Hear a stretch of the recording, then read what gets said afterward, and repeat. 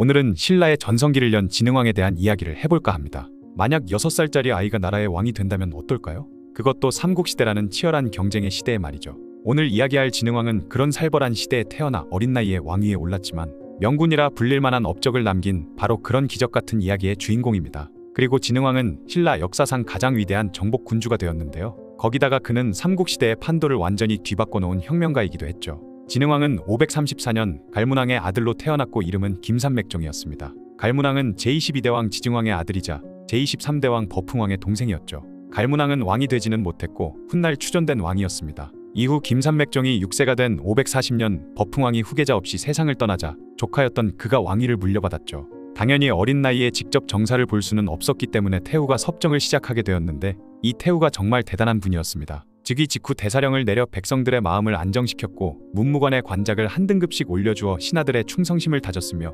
541년에는 공석이었던 병부령의 명장 이사부를 임명해서 국방을 안정시켰죠. 그런데 여기서 주목할 점이 있는데요. 544년에 태우는 권력이 이사부 한 사람에게 너무 집중되는 것을 막기 위해 병부령을 2인으로 늘렸던 것이죠. 이후 신라는 모든 관부의 장관을 2인으로 하는 관습이 정착되었는데 이는 권력 분산을 통한 견제와 균형의 원리를 적용한 것이었습니다. 그리고 551년 진흥왕이 17세가 되면서 나라를 연다는 의미인 개국으로 연호를 바꾸며 본격적인 친정을 시작하게 되는데요.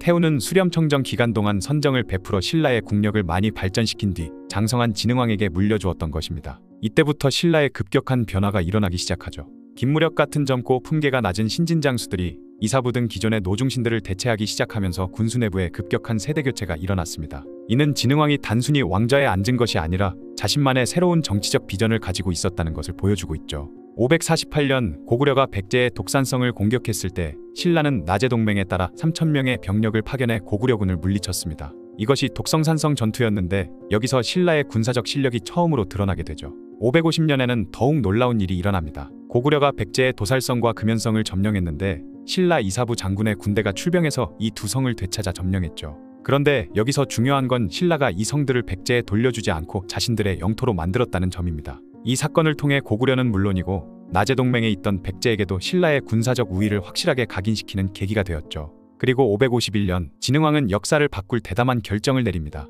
당시 고구려가 북쪽에서 돌궐을 상대하느라 남쪽 경계선이 허술해진 틈을 타서 백제와 함께 고구려를 대대적으로 공격한 것이죠. 이 작전에서 백제는 한강 하류 6군을, 신라는 강원도 쪽에 한강 상류 10군을 장악했습니다. 오늘날 역사학자들은 이 신라의 한강 유역 점령을 광개토대왕 때부터 이어진 고구려 전성기의 종료와 신라 전성기의 시작점으로 평가하고 있죠. 그런데 여기서 진흥왕이 보여준 정치적 감각이 정말 놀라운데요. 백제가 이 기회에 고구려를 완전히 끝장내자고 제의했지만 진흥왕은 이를 거절했던 것이죠. 대신 고구려의 사람을 보내서 이 사실을 알려주었고 이에 감동한 고구려가 신라와 밀약을 체결하게 됩니다. 552년 고구려는 서북방 돌궐 방어에 집중하기 위해 신라와 화친 관계를 맺으며 함흥평야 일대까지 할양했습니다. 그렇게 진흥왕에게는 천재일우의 기회가 찾아왔죠. 553년 신라는 백제가 점거한 한강 유역을 점령해버립니다. 이 부분이 흔히 신라의 나제동맹 배신으로 알려져 있는데 실제로는 좀 더 복잡한 상황이었죠. 일본 서기의 기록을 보면 백제가 한성과 평양을 버렸다. 이로 말미암아 신라가 한성에 들어가 살았다고 되어 있는데요. 즉 신라가 직접적으로 무력으로 빼앗은 것이 아니라 모종의 이유로 백제가 포기한 것을 신라가 차지했을 가능성도 있다는 것이죠. 어쨌든 성왕은 신라에 바로 보복하지 않고 오히려 553년의 딸을 진흥왕에게 시집 보내는 모순된 행동을 보입니다. 하지만 이는 시간을 벌기 위한 계략이었죠. 이후 554년이 되자 드디어 백제가 본색을 드러냅니다. 성왕은 수만의 백제군 본군의 가야군, 왜군까지 동원해 신라에게 대대적으로 전쟁을 일으킨 것이죠. 이것이 바로 역사상 유명한 관산성 전투였습니다. 백제는 신라가 새로 얻은 북방 영토와 기존 영토 사이에 허리를 끊기 위해 충청북도 옥천군인 관산성 방면으로 쳐들어왔던 것이죠. 전쟁 초기에는 백제군이 승승장구했습니다. 12월 9일에는 관산성을 함락해 불태우는 등 연전연승을 거두었죠. 그런데 여기서 운명의 반전이 일어납니다. 백제군을 이끌던 태자 부여창은 승전의 기세를 몰아 더 깊이 진격하려 했는데 이를 백제의 늙은 대신들이 반대했지만 부여창은 공격을 강행했죠. 그런데 성왕이 전장에서 분투하는 아들을 위로하기 위해 소규모 호위부대만 이끌고 따로 이동하던 중에 큰일이 벌어집니다. 신라 김무력 휘하에 신라군이 이동하던 성왕을 발견해 그를 기습 공격했던 것인데 얼마 안 가 성왕은 신라군에 붙잡혔고 도도라는 신라 장수가 성왕을 처형해버렸죠. 그렇게 왕을 잃은 백제군은 사기가 크게 떨어졌으며 신라군은 곧 백제, 가야, 외 연합군을 크게 격파해 약 3만 명의 목을 쳤습니다. 이는 백제가 향후 수십 년간 거의 신라를 견제하지 못할 정도의 대승이었죠. 관산성 전투의 승리 이후 신라는 추가적인 영토 확장에 나섭니다. 555년에는 비와가야가 있던 창녕군을 장악했고 561년 이전에는 아라가야도 합병시켰죠. 그리고 562년 마침내 신라의 명장 이사부가 가야 지역의 맹주 대가야를 공격합니다. 선봉이던 화랑사다함이 항복의 상징인 백기를 가야의 성문에 꽂는 활약에 힘입어 대가야를 멸망시켰죠. 이로써 버풍왕이 금관가야를, 진흥왕이 대가야를 정복함으로써 가야 세력은 완전히 신라에 흡수되었습니다. 그런데 진흥왕의 정복 정책에서 주목할 점은 강압적 지배가 아닌 유화 정책이었다는 것인데요. 우륵과 가야금으로 대표되는 가야 문화를 계승토록 해서 가야 백성들의 반발을 최소화했죠. 그리고 이 정책은 대성공이었습니다. 불과 50년 만에 가야 지역은 빠르게 신라에 융화되었고 훗날 백제가 무왕대에 신라를 맹공할 때 이를 막아내는 중요한 기반이 되었기 때문이죠. 한강 유역과 가야를 장악한 진흥왕은 이번에는 북쪽으로 눈을 돌립니다. 556년에는 옛 옥저 땅이었고 고구려가 지배하던 함경도 남부 비열홀주까지 진출했죠. 그리고 568년까지 최소한 함흥시, 장진군, 리원군 지역까지 차지했습니다. 568년 진흥왕은 개마고원의 입구 고갯길인 황초령과 마울령 고개에 직접 행차했는데 이때 진흥왕의 나이는 불과 35세로 여전히 기력이 넘칠 나이였죠. 그런 진흥왕이 평양에서 멀지 않은 이 개마고원의 출입구까지 직접 올라가 존재감을 과시한 사건에 고구려는 상당한 충격을 받았습니다. 실제로 570년부터 고구려가 갑자기 일본에 사신을 보내기 시작하는데 이는 신라의 팽창에 대한 우려와 이에 대응하기 위해 신라 후방에 있는 일본과 화친하려는 것으로 해석되고 있죠. 진흥왕은 새로 확보한 영토를 직접 순시하며 그 기록을 돌에 새겼는데 그것이 바로 진흥왕 순수비입니다. 현재까지 4개의 순수비가 발견되었는데요. 북한산비, 창녕 진흥왕 척경비, 황초령비, 마운영비입니다. 이 순수비들은 단순한 기념비가 아니었죠. 새로 신라에 편입된 지방민들에게 불교와 같은 문화와 함께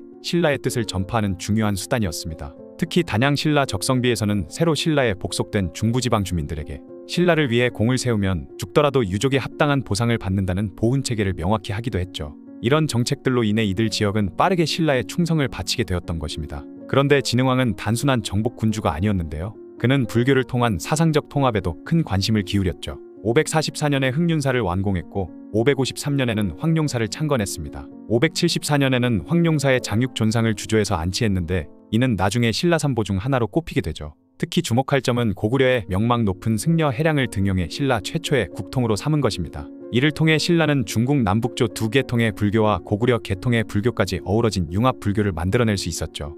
진흥왕 자신도 말년에는 머리를 깎고 승복을 입어 승려처럼 하고 다녔으며 버포를 버분이라 했습니다. 545년 진흥왕은 이사부의 건의를 받아들여 거칠부에게 명해 전국의 문서를 모아 국사를 편찬하게 했습니다. 이는 김씨 왕실의 정통성을 천명하고 왕자의 위엄을 내외에 과시하기 위한 것이었죠. 그리고 576년에는 화랑도를 창설합니다. 화랑도는 진골 출신의 화랑과 그를 따르는 낭도로 구성되었는데 평소에는 명산과 대천을 찾아다니며 도의를 연마하고 무예를 익혔다가 전쟁이 발생하면 전사 집단으로 전환하는 시스템이었죠. 이는 단순한 군사 조직이 아니라 인재 양성과 사상적 통합을 동시에 추구하는 혁신적인 제도였습니다. 진흥왕의 또 다른 성과는 중국과의 직접 외교였는데요. 한강 유역을 차지하면서 당항성을 통해 중국과 직접 교역할 수 있게 되었기 때문이죠. 건국부터 진흥왕 이전까지 수백 년 동안 신라가 중국에 사신을 보낸 건 고작 5번뿐이었습니다. 그런데 진흥왕 이후부터 진덕여왕까지 100년 동안에는 무려 42번이나 사신을 보냈으며 564년에는 북제에 사신을 보냈고 북제는 진흥왕에게 동의교이라는 관작을 수여하기도 했죠. 이는 북제가 진흥왕의 신라를 전성기 고구려를 대신하는 새로운 세력으로 인정한 것이었습니다. 이후 남조 진과도 외교 관계를 맺으며 불경 1700여 권을 선물로 받았죠. 진흥왕이 역사에 끼친 가장 큰 영향은 수백 년 가까이 한반도의 패권 싸움이 백제 대 고구려로 돌아가던 틀을 완전히 깨부쉈다는 것입니다. 지증왕, 버풍왕 때까지만 해도 신라는 나제 동맹과 같이 변수 역할은 가능했지만 근초고왕이나 광개토대왕으로 대표되는 한반도 전체 최강을 다투는 경쟁에서는 사실상 바깥에 있었죠. 그런데 진흥왕이 이런 구도를 뒤흔들어 놓은 것인데요.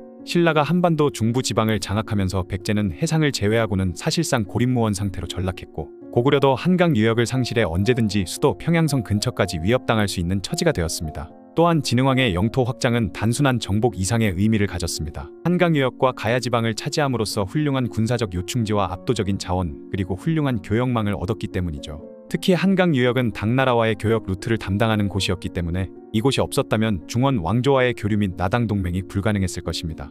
실제로 신라가 고구려 백제 외국의 협공에 대응할 수 있었던 것도 당항성을 통해 당나라와 외교할 수 있었기 때문이기도 했죠. 물론 아쉬운 점도 있는데요. 진흥왕이 42세라는 이른 나이에 세상을 떠나면서 확장 동력이 일찍 꺾인 것이죠. 후계자 진지왕이 4년 만에 폐위당하면서 확장에 필요한 동력을 낭비했고 이후 무려 100여 년이 지난 문무왕의 삼국통일 이전까지 신라는 오랫동안 진흥왕이 만든 판도를 지켜내는 굳히기 태세를 이어가게 됩니다. 만약 진흥왕이 더 오래 살았다면 삼국 통일이 훨씬 빨리 이루어졌을지도 모르죠. 그럼에도 불구하고 진흥왕은 명실상부한 신라 최고의 정복군주이자 한국사에서 광개토대왕, 근초고왕과 더불어 자국의 영토를 크게 확장한 명군으로 자리매김했습니다. 그리고 무엇보다 단순한 무력 정복이 아닌 문화적 포용과 제도적 혁신을 통해 지속 가능한 발전의 토대를 마련했다는 점에서 진정한 위대함을 찾을 수 있습니다. 위기를 기회로 바꾸는 용기, 미래를 내다보는 해안, 그리고 다름을 포용하는 아량. 이것이 바로 6세의 어린왕에서 시작해서 신라 최고의 정복군주가 된 진흥왕의 진짜 비밀이었던 것입니다.